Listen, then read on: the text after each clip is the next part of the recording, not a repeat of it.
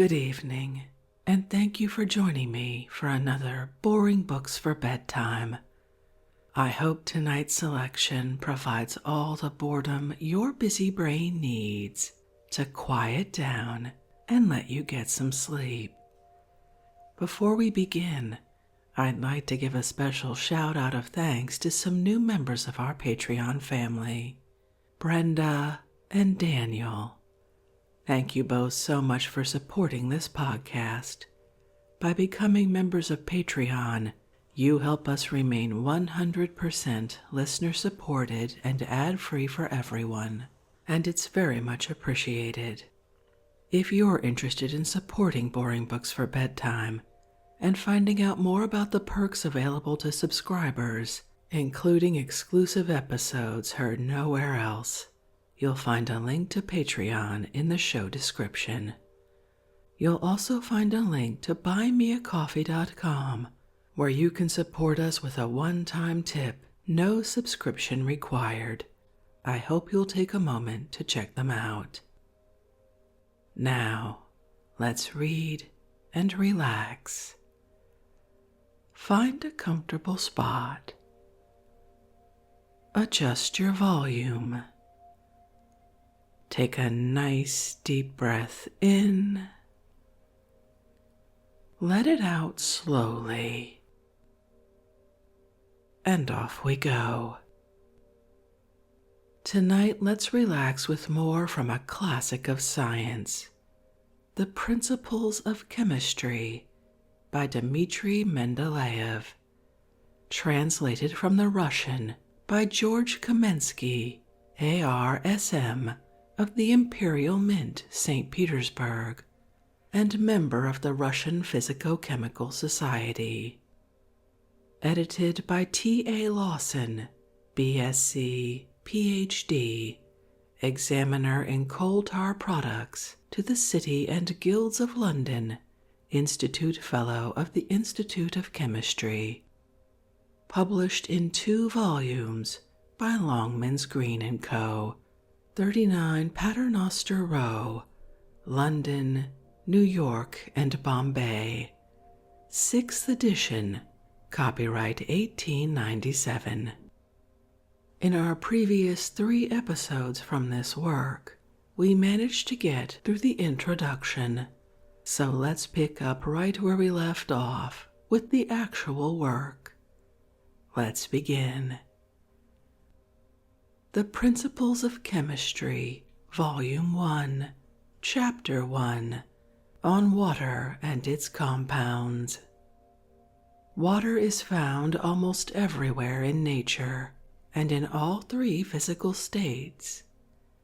As vapor, water occurs in the atmosphere, and in this form it is distributed over the entire surface of the earth. The vapor of water in condensing by cooling forms snow, rain, hail, dew, and fog.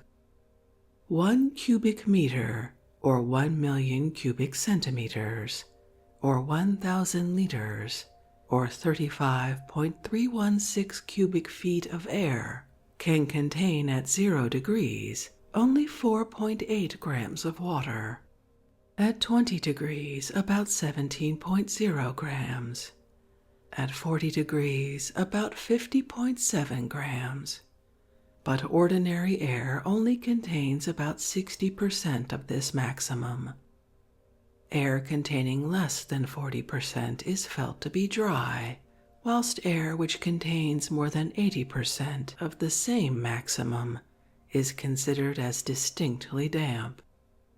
Water in the liquid state, in falling as rain and snow, soaks into the soil and collects together into springs, lakes, rivers, seas, and oceans. It is absorbed from the soil by the roots of plants, which, when fresh, contain from 40 to 80% of water by weight. Animals contain about the same amount of water. In a solid state, water appears as snow, ice, or in an intermediate form between these two, which is seen on mountains covered with perpetual snow. The water of rivers, springs, oceans, and seas, lakes, and wells contains various substances in solution, mostly salt. That is, substances resembling common table salt in their physical properties and chief chemical transformations. Further, the quantity and nature of these salts differ in different waters. Everybody knows that there are salt, fresh, iron, and other waters. The presence of about 3.5% of salts renders seawater bitter to the taste and increases its specific gravity. Fresh water also contains salts, but only in a comparatively small quantity. Their presence may be easily proved by simply evaporating water in a vessel. On evaporation, the water passes away as vapor, whilst the salts are left behind. This is why a crust or incrustation consisting of salts previously in solution is deposited on the insides of kettles or boilers and other vessels in which water is boiled. Running water, rivers, etc., is charged with salts, owing to its being formed from the collection of rainwater percolating through the soil. While percolating, the water dissolves certain parts of the soil. Thus, water which filters or passes through saline or calcareous soils becomes charged with salts or contains calcium carbonate, chalk. Rainwater and snow are much purer than river or spring water. Nevertheless, in passing through the atmosphere, rain and snow succeed in catching the dust held in it and dissolve air which is found in every water.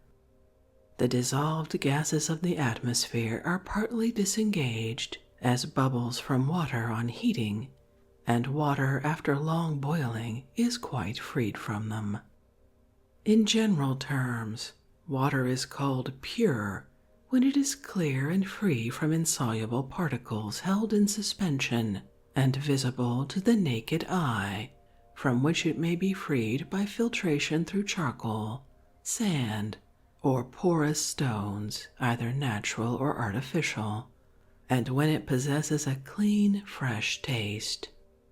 It depends on the absence of any taste, decomposing organic matter, on the quantity of air and atmospheric gases in solution, and on the presence of mineral substances to the amount of about 300 grams per ton, or 1,000 kilograms per cubic meter, or what is the same, 300 milligrams to a kilogram or a liter of water, and of not more than 100 grams of organic matter. Such water is suitable for drinking and every practical application, but evidently it is not pure in a chemical sense. A chemically pure water is necessary not only for scientific purposes, as an independent substance having constant and definite properties, but also for many practical purposes, for instance in photography and in the preparation of medicines, because many properties of substances in solution are changed by the impurities of natural water. Water is usually purified by distillation because the solid substances in solution are not transformed into vapors in this process. Such distilled water is prepared by chemists and in laboratories by boiling water in closed metallic boilers or stills and causing the steam produced to pass into a condenser, that is, through tubes which should be made of tin, or at all events tinned, as water and its impurities do not act on tin, surrounded by cold water, and in which the steam, being cooled, condenses into water, which is collected in a receiver. By standing exposed to the atmosphere, however, the water in time absorbs air and dust carried in the air. Nevertheless, in distillation, water retains, besides air, a certain quantity of volatile impurities, especially organic, and the walls of the distillation apparatus are partly corroded by the water, and a portion, although small, of their substance renders the water not entirely pure, and a residue is left on evaporation. For certain physical and chemical researches, however, it is necessary to have perfectly pure water. To obtain it, a solution of potassium permanganate is added to distilled water until the whole is a light rose color. By this means, the organic matter in the water is destroyed, converted into gases or non-volatile substances. An excess of potassium permanganate does no harm, because in the next distillation it is left behind in the distillation apparatus. The second distillation should take place in a platinum retort with a platinum receiver. Platinum is a metal which is not acted on either by air or water, and therefore nothing passes from it into the water. The water obtained in the receiver still contains air.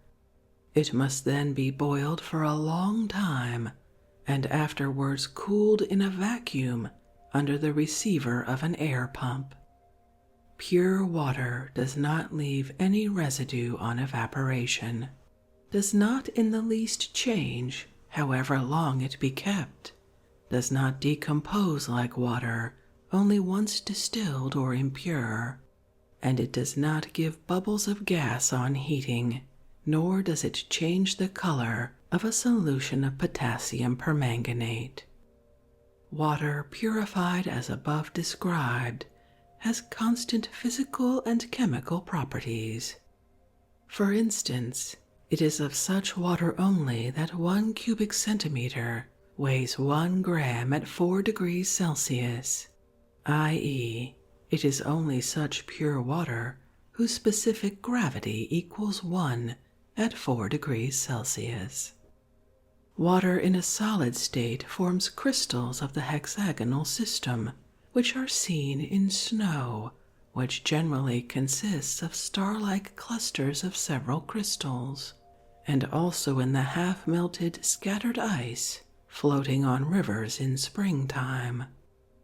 At this time of the year, the ice splits up into spars or prisms, bounded by angles proper to substances crystallizing in the hexagonal system. The temperatures at which water passes from one state to another are taken as fixed points on the thermometer scale. Namely, the 0 corresponds with the temperature of melting ice, and the temperature of the steam disengaged from water boiling at the normal barometric pressure, that is, 760 millimeters measured at 0 degrees at the latitude of 45 degrees at the sea level, is taken as 100 degrees of the Celsius scale. Thus, the fact that water liquefies at 0 degrees and boils at 100 degrees is taken as one of its properties as a definite chemical compound. The weight of a liter of water at 4 degrees is 1,000 grams. At 0 degrees, it is 999.8 grams. The weight of a liter of ice at 0 degrees is less, namely 917 grams. The weight of the same cubic measure of water vapor at 760 millimeters of pressure and 100 degrees is only 0.6 grams. The density of the vapor compared with air equals 0.62 and compared with hydrogen, 9. These data briefly characterize the physical properties of water as a separate substance. To this may be added that water is a mobile liquid, colorless, transparent, without taste or smell, etc. Its latent heat of vaporization is 534 units, of liquefaction 79 units of heat. The large amount of heat stored up in water vapor and also in liquid water, for its specific heat is greater than that of other liquids, renders it available in both forms for heating purposes. The chemical reactions which water undergoes, and by means of which it is formed, are so numerous and so closely allied to the reactions of many other substances that it is impossible to describe the majority of them at this early stage of chemical exposition. We shall become acquainted with many of them afterwards, but at present we shall only cite certain compounds formed by water. In order to see clearly the nature of the various kinds of compounds formed by water, we will begin with the most feeble, which are determined by purely mechanical superficial properties of the reacting substances. Water is mechanically attracted by many substances. It adheres to their surfaces just as dust adheres to objects, or one piece of polished glass adheres to another. Such attraction is termed moistening, soaking, or absorption of water. Thus, water moistens clean glass and adheres to its surface, is absorbed by the soil, sand, and clay, and does not flow away from them, but lodges itself between their particles. Similarly, water soaks into a sponge, cloth, hair, or paper, etc., but fat and greasy substances in general are not moistened. Attraction of this kind does not alter the physical or chemical properties of water. For instance, under these circumstances, water, as is known from everyday experience, may be expelled from objects by drying. Water which is in any way held mechanically may be dislodged by mechanical means, by friction, pressure, centrifugal force, etc. Thus, water is squeezed from wet cloth by pressure or centrifugal machines. But objects which in practice are called dry because they do not feel wet often still contain moisture, as may be proved by heating the object in a glass tube closed at one end. By placing a piece of paper, dry earth, or any similar object, especially porous substances, in such a glass tube, and heating that part of the tube where the object is situated, it will be remarked that water condenses on the cooler portions of the tube. The presence of such absorbed or hygroscopic water is generally best detected in non-volatile substances by drying them at 100 degrees or under the receiver of an air pump and over substances which attract water chemically. By weighing a substance before and after drying, it is easy to determine the amount of hygroscopic water from the loss in weight. Only in this case, the amount of water must be judged with care, because the loss in weight may sometimes proceed from the decomposition of the substance itself, with disengagement of gases or vapor.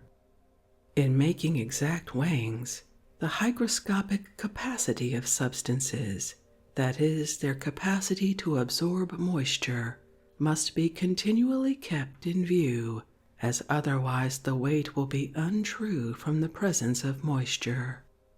The quantity of moisture absorbed depends on the degree of moisture of the atmosphere, that is, on the tension of the aqueous vapor in it. In an entirely dry atmosphere, or in a vacuum, the hygroscopic water is expelled, being converted into vapor. Therefore, substances containing hygroscopic water may be completely dried by placing them in a dry atmosphere or in a vacuum. The process is aided by heat, as it increases the tension of the aqueous vapor. Phosphoric anhydride, a white powder, liquid sulfuric acid, solid and porous calcium chloride, or the white powder of ignited copper sulfate are most generally employed in drying gases. They absorb the moisture contained in air and all gases to a considerable but not unlimited extent. Phosphoric anhydride and calcium chloride deliquesce, become damp.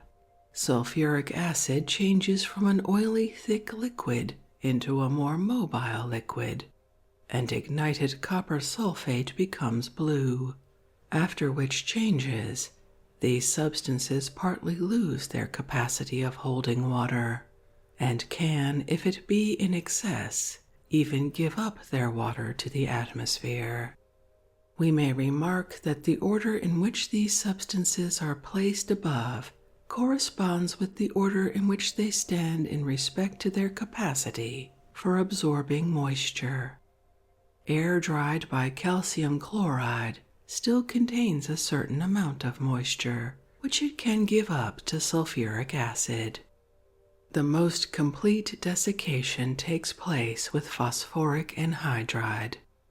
Water is also removed from many substances by placing them in a dish over a vessel containing a substance absorbing water under a glass bell jar. The bell jar, like the receiver of an air pump, should be hermetically closed. In this case, desiccation takes place because sulfuric acid, for instance, first dries the air in the bell jar by absorbing its moisture. The substance to be dried then parts with its moisture to the dry air, from which it is again absorbed by the sulfuric acid, etc. Desiccation proceeds still better under the receiver of an air pump, for then the aqueous vapor is formed more quickly than in a bell jar full of air. From what has been said above, it is evident that the transference of moisture to gases and the absorption of hygroscopic moisture present great resemblance to, but still are not, chemical combinations with water. Water, when combined as hygroscopic water, does not lose its properties and does not form new substances. The attraction of water for substances which dissolve in it is of a different character. In the solution of substances in water, there proceeds a peculiar kind of indefinite combination. A new homogeneous substance is formed from the two substances taken, but here also the bond connecting the substances is very unstable. Water containing different substances in solution boils at a temperature near to its usual boiling point. From the solution of substances which are lighter than water itself, there are obtained solutions of a less density than water, as, for example, in the solution of alcohol in water, whilst a heavier substance in dissolving in water gives it a higher specific gravity. Thus, salt water is heavier than fresh. We will consider aqueous solutions somewhat fully, because, among other reasons, solutions are constantly being formed on the earth and in the waters of the earth, in plants and in animals, in chemical processes and in the arts. And these solutions play an important part in the chemical transformations which are everywhere taking place, not only because water is everywhere met with, but chiefly because a substance in solution presents the most favorable conditions for the process of chemical changes, which require a mobility of parts and a possible distension of parts.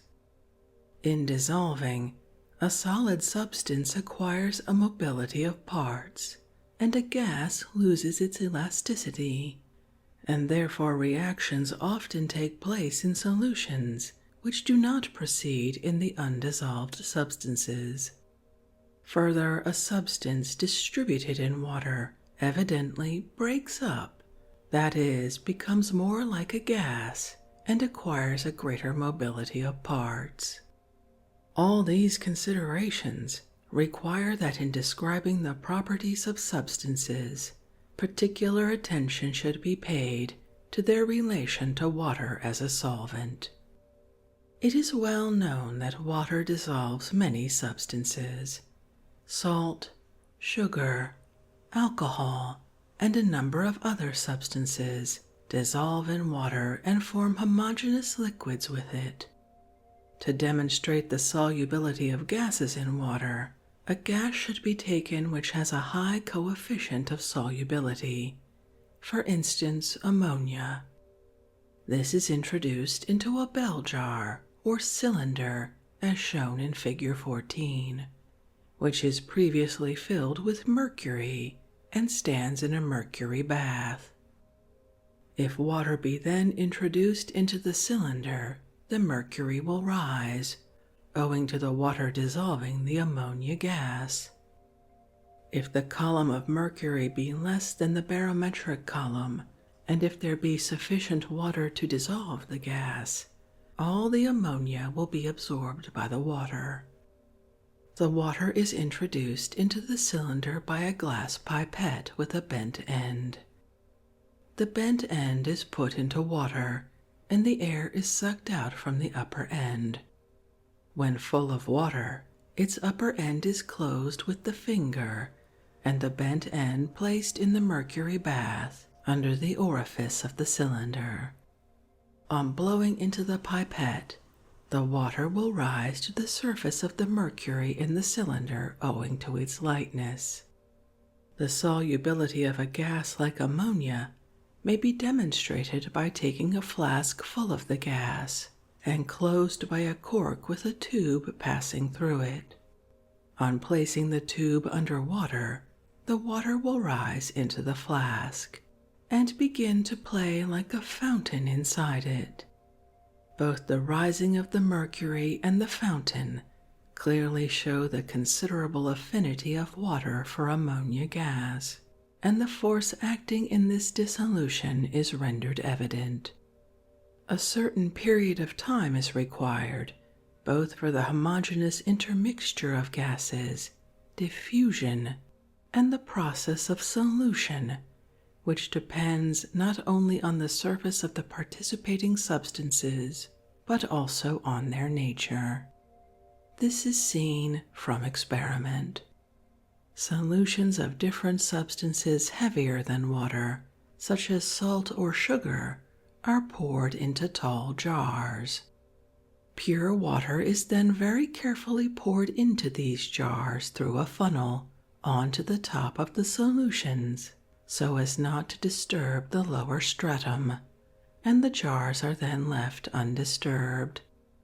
The line of demarcation between the solution and the pure water will be visible, owing to their different coefficients of refraction.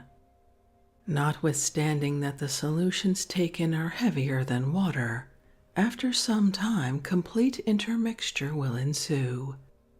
Gay-Lussac convinced himself of this fact by this particular experiment, which he conducted in the cellars under the Paris Astronomical Observatory. These cellars are well known as the locality where numerous interesting researches have been conducted because, owing to their depth underground, they have a uniform temperature during the whole year. The temperature does not change during the day, and this was indispensable for the experiments on the diffusion of solutions, in order that no doubt as to the results should arise from a daily change of temperature, since the experiment lasted several months, which would set up currents in the liquids and intermix their strata.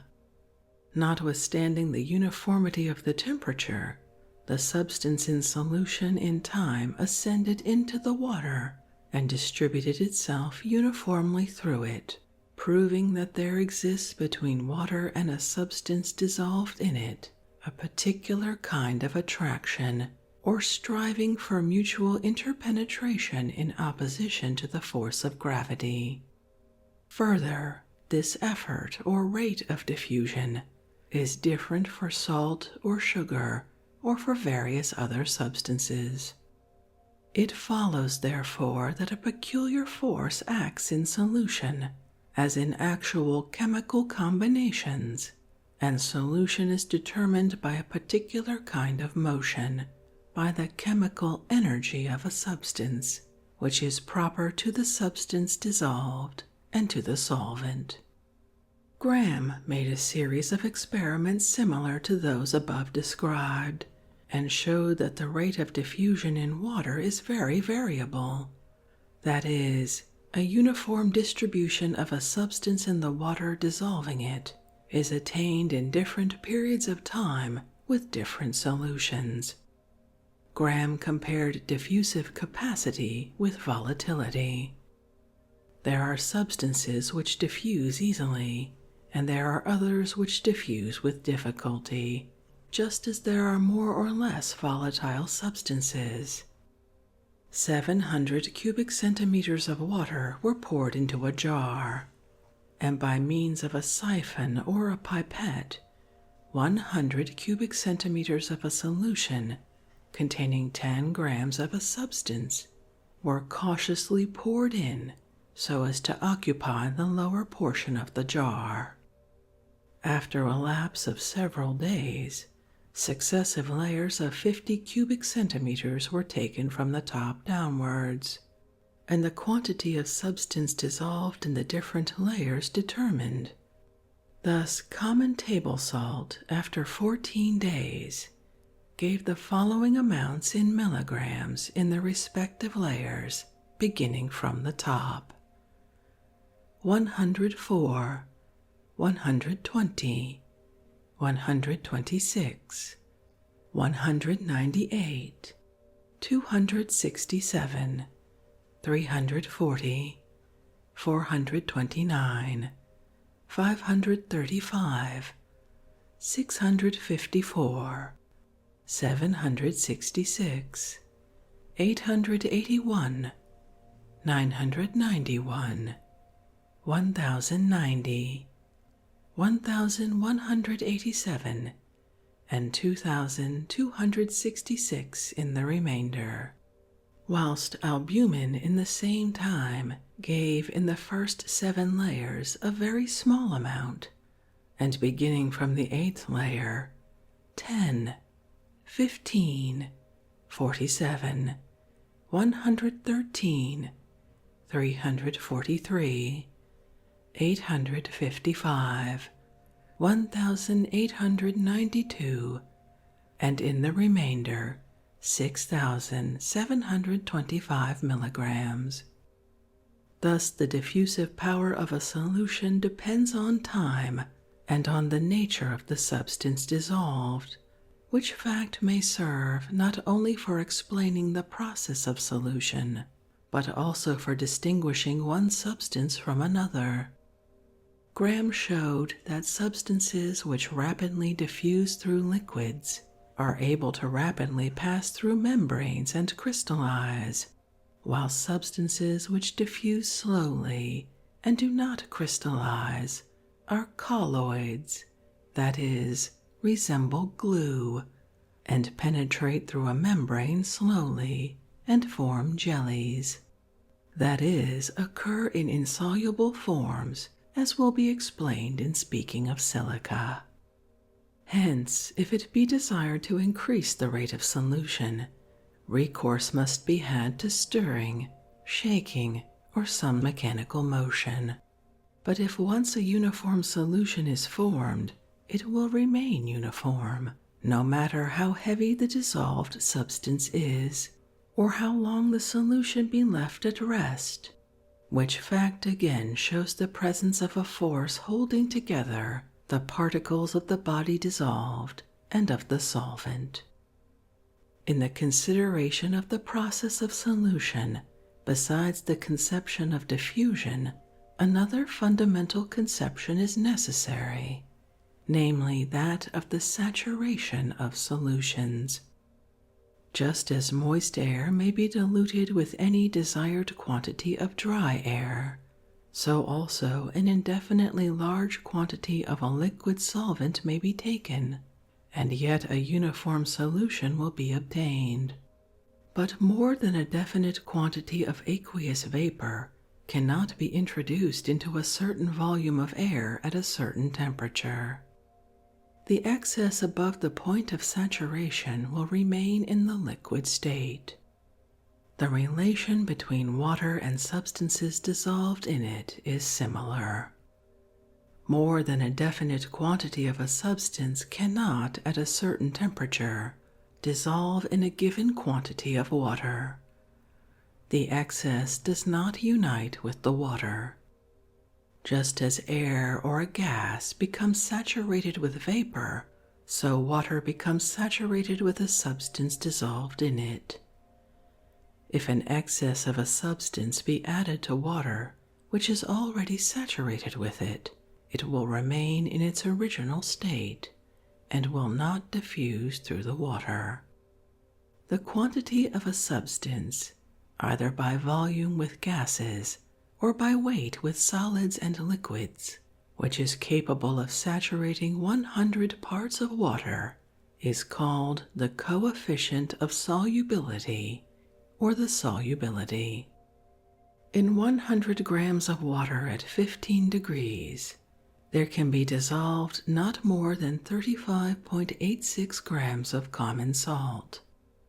Consequently, its solubility at 15 degrees is equal to 35.86. It is most important to turn attention to the existence of the solid insoluble substances of nature, because on them depends the shape of the substances of the earth's surface and of plants and animals. There is so much water on the earth's surface that were the surface of substances formed of soluble matters, it would constantly change, and however substantial their forms might be, mountains, river banks and seashores, plants and animals, or the habitations and coverings of men, could not exist for any length of time. Substances which are easily soluble in water bear a certain resemblance to it. Thus, sugar and salt in many of their superficial features remind one of ice. Metals, which are not soluble in water, have no points in common with it, whilst on the other hand, they dissolve each other in a molten state, forming alloys, just as oily substances dissolve each other. For example, tallow is soluble in petroleum and in olive oil, though they are all insoluble in water. From this it is evident that the analogy of substances forming a solution plays an important part, and as aqueous and all other solutions are liquids, there is good reason to believe that in the process of solution, solid and gaseous substances change in a physical sense, passing into a liquid state.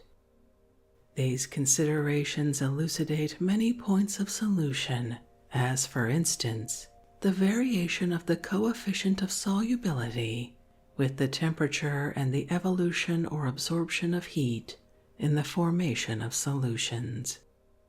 The solubility, that is, the quantity of a substance necessary for saturation, varies with the temperature, and further, with an increase in temperature, the solubility of solid substances generally increases, and that of gases decreases. This might be expected, as solid substances by heating and gases by cooling approach to a liquid or dissolved state. A graphic method is often employed to express the variation of solubility with temperature. On the axis of abscissa, or on a horizontal line, temperatures are marked out and perpendiculars are raised, corresponding with each temperature, whose length is determined by the solubility of the salt at that temperature, expressing, for instance, 1 part by weight of a salt in 100 parts of water by 1 unit of length, such as a millimeter. By joining the summits of the perpendiculars, a curve is obtained which expresses the degree of solubility at different temperatures. For solids, the curve is generally an ascending one, that is, recedes from the horizontal line with the rise in temperature. These curves clearly show by their inclination the degree of rapidity of increase in solubility with the temperature. Having determined several points of a curve, that is, having made a determination of the solubility for several temperatures, the solubility at intermediary temperatures may be determined from the form of the curve so obtained. In this way, the empirical law of solubility may be examined.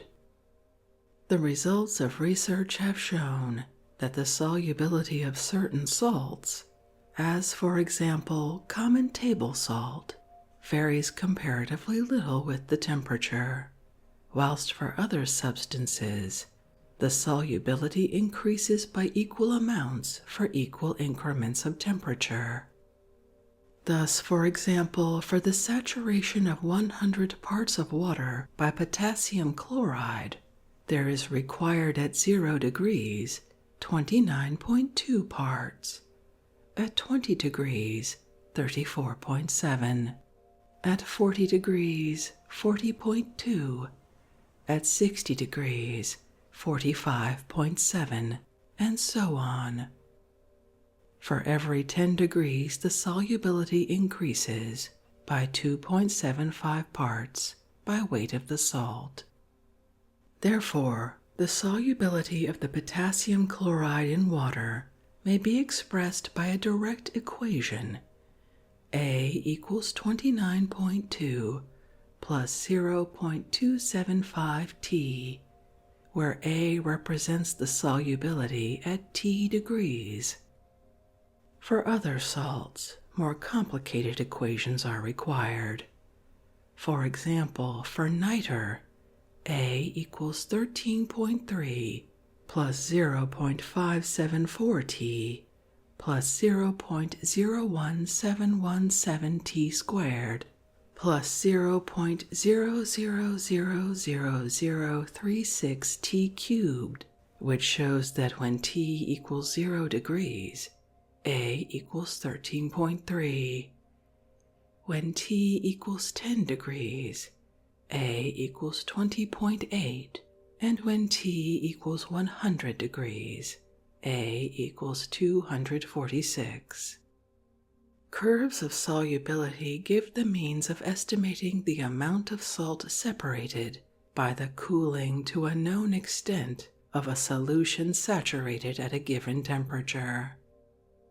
For instance, if 200 parts of a solution of potassium chloride in water saturated at a temperature of 60 degrees be taken, and it be asked how much of the salt will be separated by cooling the solution to 0 degrees, if its solubility at 60 degrees equals 45.7 and at 0 degrees equals 29.2.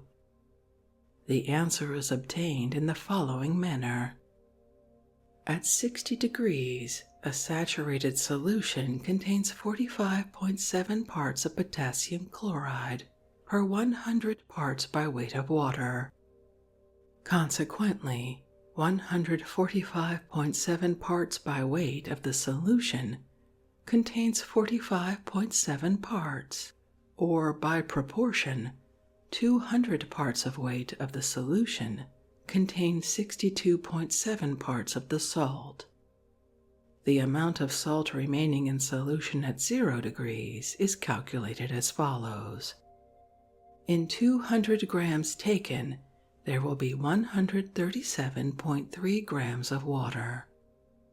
Consequently, this amount of water is capable of holding only 40.1 grams of the salt, and therefore in lowering the temperature from 60 degrees to 0 degrees, there should separate from the solution 62.7 minus 40.1, or 22.6 grams of the dissolved salt. The difference in the solubility of salts, etc., with a rise or fall of temperature, is often taken advantage of, especially in technical work, for the separation of salts in intermixture from each other. Thus, a mixture of potassium and sodium chlorides is separated from a saturated solution by subjecting it alternately to boiling or evaporation and cooling. The sodium chloride separates out in proportion to the amount of water expelled from the solution by boiling and is removed, whilst the potassium chloride separates out on cooling, as the solubility of this salt rapidly decreases with a lowering in temperature. Niter, sugar, and many other soluble substances are purified or refined in a similar manner.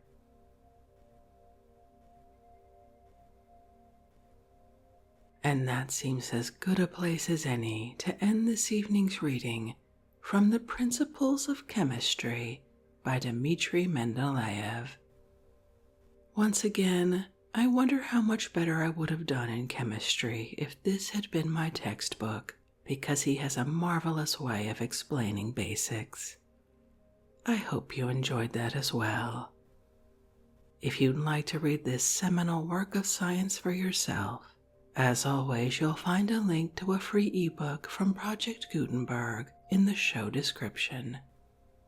If you'd like to connect, suggest a boring book you'd like to hear read, or request more from one we've already started, as one of your fellow listeners did with this one, you can drop me an email via our website, www.boringbookspod.com. It's always a pleasure to hear from you. Thank you so much for joining me for this evening's reading. Until our next boring book, good night.